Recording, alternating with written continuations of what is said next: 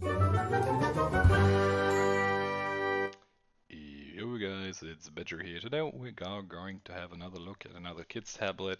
I'm sorry about the lighting, didn't realize it was as dark while did record it.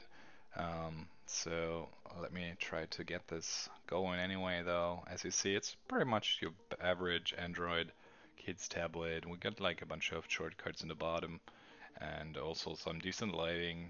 The colors are strong enough to actually perform quite well. And otherwise, it's covered in this little case here. It's all in pink. It has a little stand in the back. The corners are like quite solid. As you can see, I can smack it on a table. Nothing will happen to it. Um, but yeah, more than that, nothing much is happening.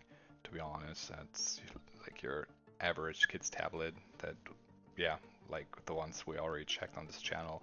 Only difference is it only has one camera lens on the back and not like the last times the two. But yeah, I think we can call it a lighting is bad anyway. So until the next time, my name is Badger and I will see you around. Take care, you guys. Bye bye.